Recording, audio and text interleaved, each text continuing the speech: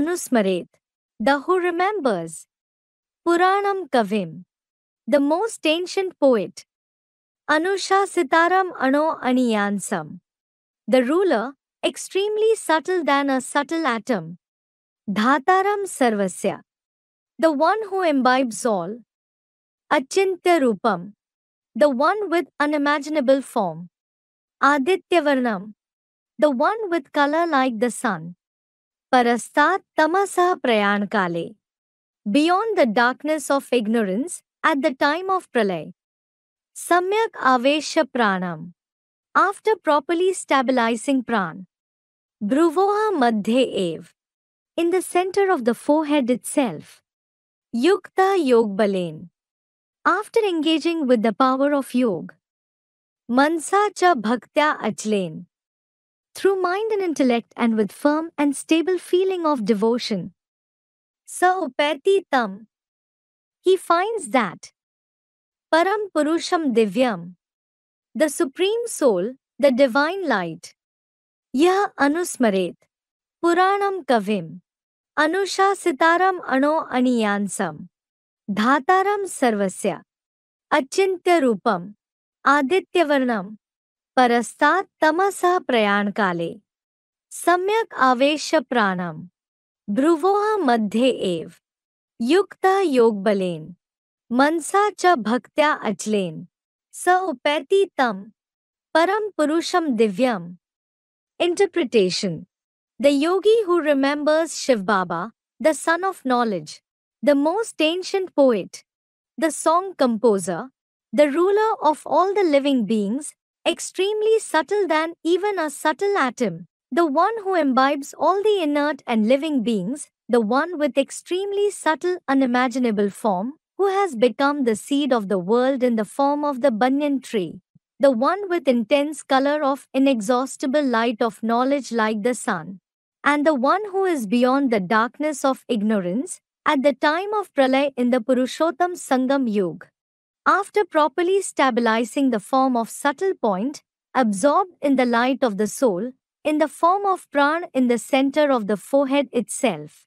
After engaging with the power of Yoga through unadulterated mind and intellect, and with firm and stable feeling of devotion, he finds that greatest hero actor, the Supreme Soul, the Divine Light equal to Shiv.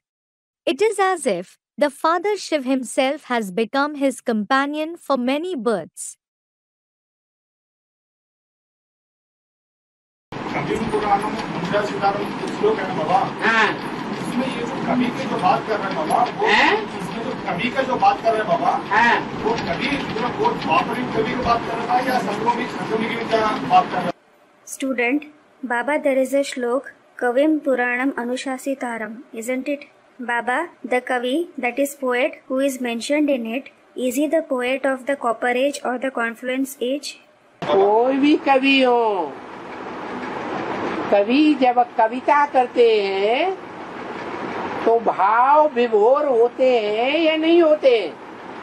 Baba, it may be any poet. When the poets compose poem, are they carried away by emotions or not? भावनाहीन हो करके कविता करते हैं या भावना में विभोर हो करके कविता करते हैं? Do they compose poems by becoming emotionless, or do they compose poems by getting carried away by emotions? है भावना में डूब जाना, भावना में डूब करके कविता करते हैं कि भावहीन कविता करते हैं. Student, I didn't understand the meaning of vibhor. To be immersed in emotions. Do they compose poems by immersing in the emotions, or do they compose poems without emotions? Student, with emotions. भाव में डूब जाते हैं. They immerse in emotions. जैसे कहते हैं, just like it is said, Viyogi होगा पहला कवि, आह से उपजा होगा ज्ञान, निकल कर नैनों से चुपचाप बही होगी कविता अनजान. The first poet would have been a viyogi, that is, the one in the sorrow of separation. The knowledge might have emerged from his moon, and an unknown poem might have flowed from his eyes silently. ये कौन सी युग की बात है? संगम की? It is about which age? Student, the confluence age. Of the confluence age.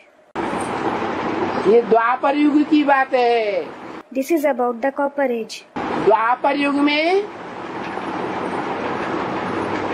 ऐसे कवि होना शुरू हुए जो वियोगी हो गए.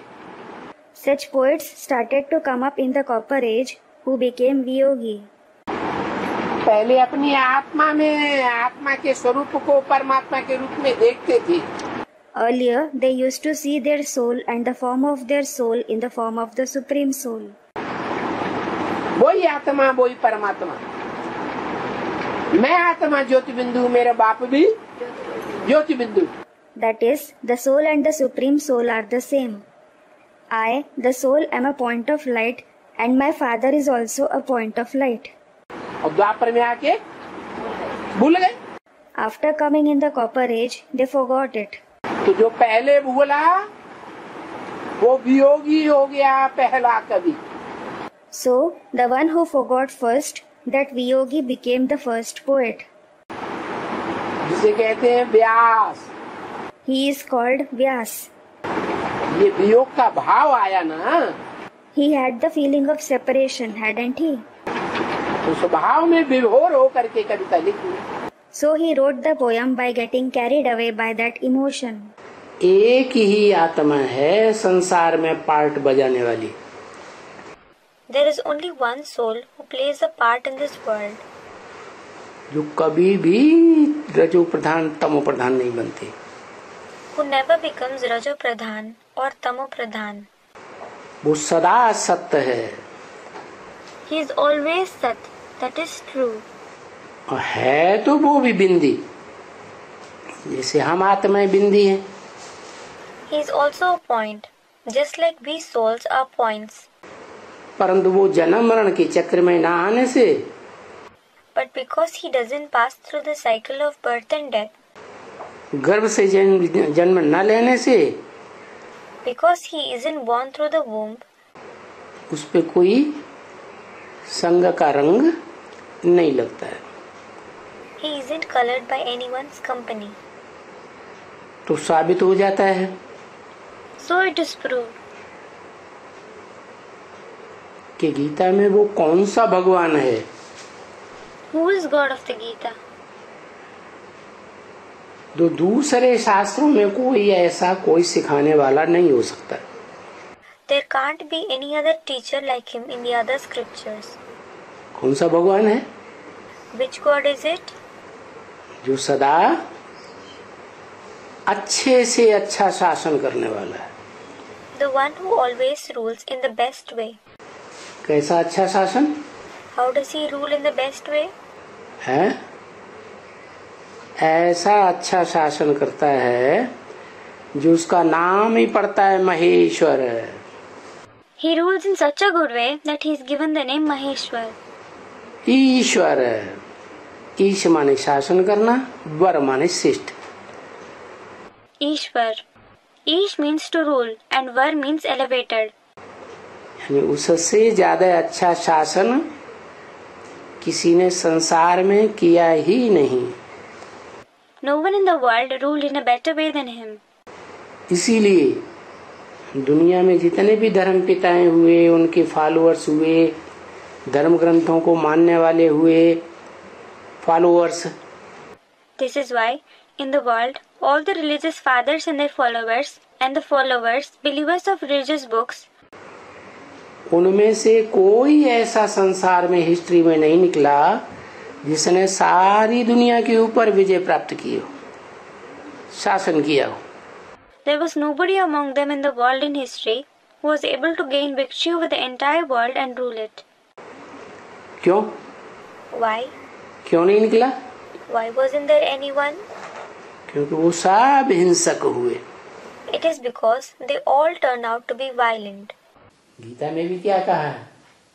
आत्मा का स्वरूप बताया, अणोणीयांसम मनुस्मरेत है। What is said in the Gita too? The form of the soul is described. Anau aniyansam anusmaret yaha. जैसे अणु होता है ना, जिससे अणुबम बनता है। Just like there are atoms from which atom bombs are prepared, aren't there? तो अणु का भी अणु टुकड़े के टुकड़े करते ही चले जाते हैं, और वो टुकड़े इन आंखों से दिखाई भी नहीं पड़ते।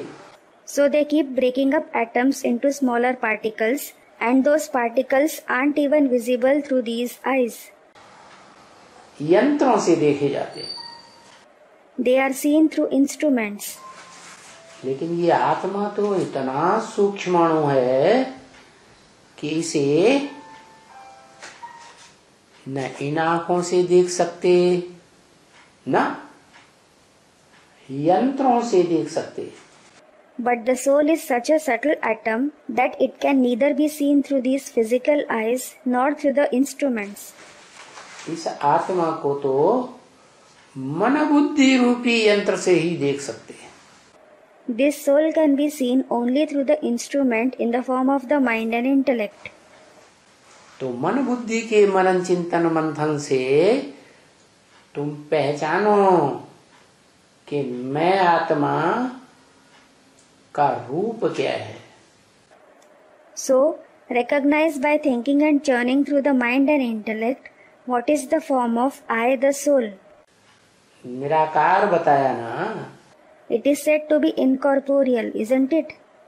निराकार इसलिए बताया कि उसकी लंबाई चौड़ाई बिंदु की नहीं है। It is said to be incorporeal because the point doesn't have any length and breadth. बिंदु की कोई लंबाई चौड़ाई नापी जाती है? Is the length and breadth of a point measured? Student, no. इसलिए गीता में कहा है अप्रमेयम। This is why it is said in the Gita, aprameyam. क्या उसका माप नहीं है? What? It is unmeasurable. लंबाई चौड़ाई मोटाई नहीं बताई जा सकती। Its length, breadth and thickness can't be described. वो इतना सूक्ष्म है कि अनिर्वचनीय है। It is so subtle that it is unimaginable. That is anirvachaniya. क्या What? लोग कहते हैं उसको वाणी के द्वारा बताया नहीं जा सकता। People say that it can't be described in words. हाँ, प्रैक्टिस करके योगाभ्यास की उसका अनुभव किया जा सकता है। Yes, it can be experienced by practicing yoga. अचिंत्य है, It is unimaginable. वो इतना सूक्ष्म है आत्मा, अणुरूप, कि उसका चिंतन भी नहीं किया जा सकता। The soul is so subtle in the form of an atom that you can't even think about it. हाँ, वो सुप्रीम सोल जिस तन में मुकर्रर रूप से प्रवेश करता है, उसके जन्म जन्मांतर का चिंतन कर सकते हैं। Yes, the body in which the Supreme Soul enters in a permanent way, you can think of his many births. उसके इस जीवन कहानी का भी चिंतन कर सकते हैं। You can also think about his life story. बाकी आत्मा तो अचिंत्य है। As for the rest, the soul is certainly unimaginable. क्या? हाँ, What? Student replies, yes. ईश्वरीय ज्ञान के द्वारा ज्ञान की मनन चिंतन मंथन की गहराई में जाकर के वो आत्मा रूपी जो रिकॉर्ड है उसके अनेक जन्मों का जो पार्ट भरा हुआ है वो जान सकते हैं। You can know the part of many births filled in the record-like soul through the Ishvariya knowledge by going into the depth of thinking and churning the knowledge. अरे बाप में तो सारी दुनिया समाई हुई है। अरे, the entire world is merged in the Father. क्या? What? बीज में सारा संसार, जड़ जंगम सारा संसार समाया हुआ है। The entire world, including the inert and living world, is merged in the seed. अरे आम का बीज हमने जान लिया, ये आम का बीज है। अरे, just like there is a mango seed. तो सारा वृक्ष बुद्धि में आता है या नहीं आता है? When we come to know it is a mango seed, does its entire tree emerge in the intellect or not? आ जाता है। It does. बड़े से बड़ा वृक्ष बड़ा का वृक्ष ही होता है। The biggest tree is certainly the banyan tree. और उसका बीज अति सूक्ष्म होता है। And its seed is extremely subtle. हम आत्माएं अपने शरीर रूपी वृक्ष के बीज हैं, चैतन्य बीज। We souls are the seed, the living seed of our tree-like body. परंतु सारी मनुष्य सृष्टि का बीज भी तो कोई होगा। But there will be some seed of the entire human world as well. होगा या नहीं होगा? Will there be or not? Students, there will be. तो सारी मनुष्य सृष्टि का जो बीज है, जो इस सृष्टि पर सदा कायम रहता है, उसका भारतीय शास्त्रों में गायन है। So, the seed of the entire human world who is always present in this world is famous in the scriptures of Bharat. क्योंकि बीज को बाप कहा जाता है। It is because the seed is called the father. इस जगत का बीज शास्त्रों में गाया हुआ है, जगतम पितरम वंदे Parvati परमेश्वरो। The seed of this world is famous in the scriptures as Jagatam Pitaram Vande Parvati Parmeshwaro, meaning I bow to the father of the world, the Lord of Parvati. सारी जगत के पिता शंकर को माना जाता है। Shankar is considered as the father of the entire world. इसीलिए एक महादेव शंकर का ही नाम है, जो निराकार शिव के साथ जोड़ा जाता है, सदा शिव के साथ जोड़ा जाता है। This is why the name of Mahadev Shankar alone is added to that of the incorporeal Shiv, to that of Sadashiv. वो सदाशिव जब इस सृष्टि पर आता है तो उस सदाशिव को जो फॉलो करने वाले बच्चे हैं, वो बच्चे सूर्यवंशी बच्चे कहे जाते हैं। When that Sadashiv comes to this world, the children who follow him are called as Suryavanshi children. है? हाँ। Student, Suryavanshi. Yes. सूर्यवंशी बच्चे हैं, वो सूर्यवंशी बच्चे जानते हैं कि इस सृष्टि रूपी रंगमंच पर पार्ट बजाने वाली आत्माओं के बीच कौन सी आत्मा परे ते परे स्टेज में रहने वाली है, आत्मा रूपी सितारे के रूप में जो सदा ज्ञान की रोशनी से भरपूर रहती है। The Suryavanshi children know which soul remains in the most beyond stage among the souls who play their part on this stage-like world. The soul who is always filled with the light of knowledge in the form of the star-like soul. कभी रोशनी से हीन नहीं होती। वो कौन है? It is never devoid of light. Who is it? जो सृष्टि रूपी रंगमंच पर आती तो है, लेकिन कभी अंधकार का पार्ट नहीं बजाती। It certainly comes on this stage-like world, but never plays the part of darkness. अज्ञान की बात नहीं सुनाती। It never narrates the topic of ignorance. क्या? What? ज्ञान की रोशनी ही देती है, या अंधेरा कायम रहेगा? अंधेरा कायम रखवाती है। Does it give only the light of knowledge, or does it make darkness prevail by saying darkness will prevail? है? कौन है? Who is it? अरे शिव। शिव, सदा शिव। सदा शिव। वो सदा शिव इस सृष्टि पर आता है तो असल में जो पार्ट बजाता है, जिस युग में पार्ट बजाता है, उस युग में सदा ज्ञान सूर्य है। When that Sadashiv comes to this world, the real part that he plays, the age in which he plays the part, he is always the son of knowledge in that age.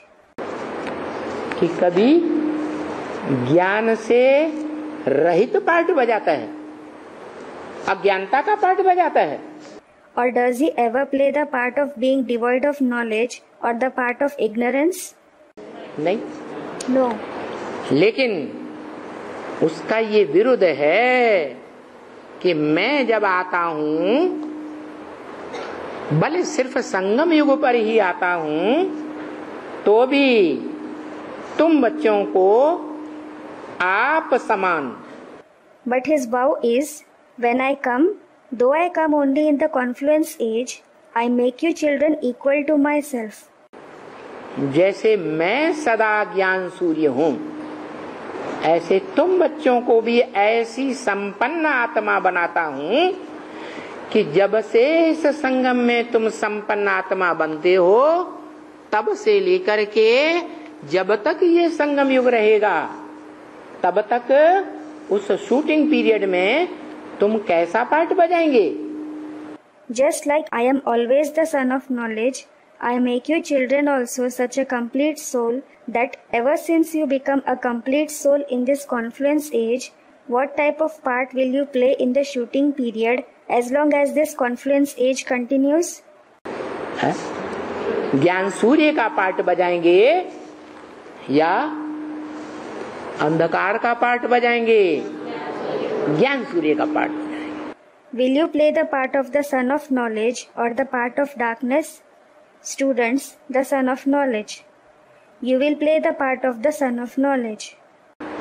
तो जो ज्ञान सूर्य का part बजाने वाली आत्मा है मनुष्य आत्माओं के बीच में, So, the soul who plays the part of the son of knowledge among the human souls, उसको गीता में टाइटल दिया है, मैं जब आता हूँ तो पहले पहले किसको ज्ञान देता हूँ? he is given the title in the Gita as, when I come, whom do I give the knowledge first of all?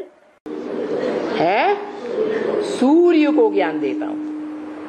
I give the knowledge to the sun. Gita में आया प्रयाण काले मनसा चलेन। It is mentioned in the Gita, प्रयाण काले मनसा चलेन. प्रयाण यान माना जाने के समय। प्रयाण, यान means at the time of departure. रोजमर्रे की जिंदगी में तो सभी मृत्यु को पाते हैं, जाते हैं। Everyone attains death, departs in the day-to-day life. लेकिन प्रयाण काल कौन सा होता है? But when is it the time of prayan? महाविनाश, The time of great destruction. वो अंत काल है सभी का। That is the end time of everyone. और अंत मते सोगते। And as are the thoughts at the end, so is the final destination. तो उस अंत मते में सारे विश्व की आत्माएं, सब धर्म की विश्व की आत्माओं की बुद्धि में कौन बसा हुआ होगा? So, in the thoughts at the end, who will be set in the intellect of the souls of the entire world, the souls of all the religions of the world? परम पिता बिंदु को याद करने वाले होंगे सारे, या साकार बुद्धि में समाया हुआ होगा? Will everyone be those who remember the Supreme Father, the point, or will the corporeal one be merged in the intellect? तो वो परमात्मा हुआ। Student, the corporeal one. So he is the Supreme Soul. वो एक ही आत्मा है जिसका गायन है आत्मा सो परमात्मा। It is only that one soul for whom it is said, the soul is equal to the Supreme Soul. और वो उस समय सबकी बुद्धि में व्यापक होगा या नहीं, याद के रूप में? Will he be present in the form of remembrance in everyone's intellect at that time or not? होगा ना? He will, won't he? तो इसलिए भक्ति मार्ग में, क्योंकि अंत समय में जब सृष्टि का अंत हुआ था, सबका प्रयाण काल था, उस समय सबकी बुद्धि में बैठ गया आत्मा सो परमात्मा. This is why in the path of bhakti, when the world was destroyed at the end time, when it was the time of everyone's departure, it sat in everyone's intellect that the soul is equal to the Supreme Soul. और परमात्मा क्या है? सबकी बुद्धि में व्यापक है. And how is the Supreme Soul? He is present in everyone's intellect. एक भी इस सृष्टि की आत्मा ऐसी नहीं, मनुष्य आत्मा नहीं होगी जो उस बाप को याद न करे. There won't be even a single soul, a single human soul of this world who doesn't remember that Father. तो सर्वव्यापी हुआ या नहीं हुआ अंत समय में? So, did he become omnipresent at the end time or not? है? तो अंत मते. Student, he did. So, as are the thoughts at the end, वो ही फिर भक्ति मार्ग में जन्म जन्मांतर बुद्धि में बैठा रहते हैं. that itself remains seated in the intellect for many births in the path of bhakti. मध्ये प्राणम आवेश्य सम्यक. भ्रुवोर मध्ये प्राणम आवेश्य सम्यक. जब मनुष्य मरता है, गीता में बताया, तो वो भ्रुकुटी के मध्य में अपने प्राणों को याद करे. It is said in the Gita, when a human being dies, he should remember his soul, that is pran, in the center of the forehead. भली भांति रूप से सारे शरीर की शक्ति जो है भ्रुकुटी के मध्य में लगाना. He should properly apply the strength of his entire body in the center of the forehead. ये किस लिए बोला? Why was it said so? ये इसलिए बोला कि कोई भी व्यक्ति को अगर पुलिस ढूंढती है तो सबसे पहले उसके घर पे छापा मारती है. It was said so because if the police searches for any man, they raid his house at first. तो ये शरीर रूपी राज्य में आत्मा का जो अपना घर है, वो ये भ्रुकुटी का मध्य है. So, the personal house of the soul in this kingdom-like body is the center of the forehead. Indira Gandhi को गोली मारने वाले ने सारी छाती छलनी कर दी गोलियां मार मार. और इंदिरा गांधी को एक अस्पताल से दूसरे अस्पताल में, तीसरे अस्पताल में लेके दौड़ते हैं. The one who shot Indira Gandhi pierced her entire chest by firing repeatedly, and they took her and kept running from one hospital to another. क्योंकि डॉक्टर ने कहा अभी गुंजाइश है, दूसरे अस्पताल में ले जाओ police. It is because the doctors said still there is the possibility of staying alive. Take her to another hospital quickly. माने? What does it mean? अगर वो गोली मारने वाला जानता होता कि आत्मा यहाँ निवास करती है तो एक ही गोली मार देता. If the one who shot knew that the soul resides here in the center of the forehead, he would have shot a single bullet. इतनी गोलियां 27 डालने की जरूरत नहीं. There wouldn't have been the necessity of shooting so many 27 bullets. तो आत्मा का जो मूल स्थान है, जो ग्रह है, घर, वो भ्रुकुटी का मध्य है.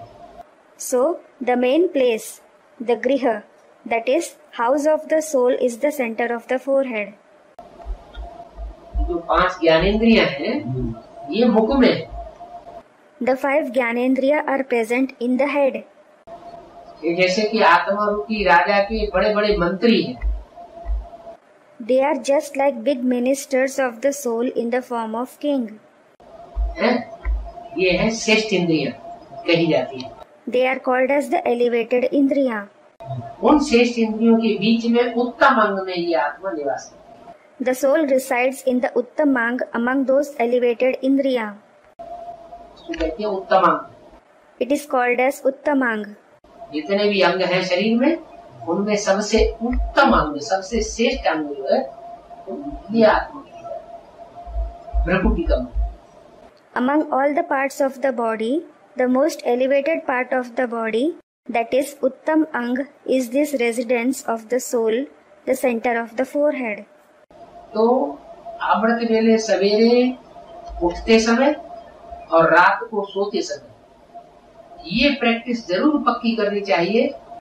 So, at the time of waking up in the morning at Amrit Vela and at the time of going to bed at night, you should certainly make this practice firm. क्योंकि रात को जब आदमी सो जाता है तो मरे जैसा हो जाता है। It is because when a person sleeps at night, he becomes like a dead body. माने रात को सोने से पहले हम अपनी प्रकृति के मध्य में उस स्टार आत्मा को देखने की कोशिश करते करते सो जाए। It means before going to sleep at night, we should sleep while trying to see that star-like soul in the center of the forehead. क्या? What? दूसरा कोई संकल्प न करें। We shouldn't have any other thought. और सवेरे को जब उठे तो ये पक्का करते हैं दुनिया में और किसी चीज को हम याद नहीं करेंगे, पहले अपनी आत्मा स्टार को प्रकृति के मध्य में याद करें। And when we wake up in the morning, we should make it firm. We won't remember anything else in the world. First of all, we will remember our star-like soul in the center of the forehead. ये 10-10 minute का भी अगर अभ्यास रात को सोते समय और सुबह जगते समय अगर कर लिया तो सारे दिन का पुरुषार्थ बड़ा आसान हो जाता है। Even if we practice this for 10 minutes each at the time of sleeping at night and waking up in the morning, the Purusharth becomes very easy throughout the entire day. इसलिए बोला भ्रुवोर मध्ये प्राणे महावेश्य सम्यक। This is why it is said, Bhruvor Madhye Pranam Aveshya Samyak.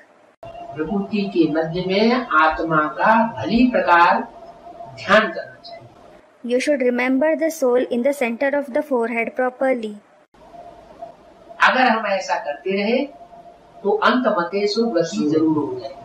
If we continue to do so, we will definitely attain the destination as per our final thoughts. अपन को आत्मा समझ बाप को याद करना है। You have to consider yourself a soul and remember the Father. तो याद करे तो रिजल्ट क्या आएगा? अंत मतेषु गति। When you remember, what will be the result? Antamate so gate, meaning as are the thoughts at the end, so is the final destination. याद करते करते वहाँ चले जाएंगे। You will go there while remembering. कहाँ चले जाएंगे? Where will you go? हैं? बाप के पास चले जाएंगे। You will go to the Father. बाप तो परम धाम में जाके बैठ जाएगा, है? हाँ, शिव बाबा के पास चले जाएंगे। But the Father will go and sit in the Supreme Abode. Student comments, yes, you will go to Shiv Baba.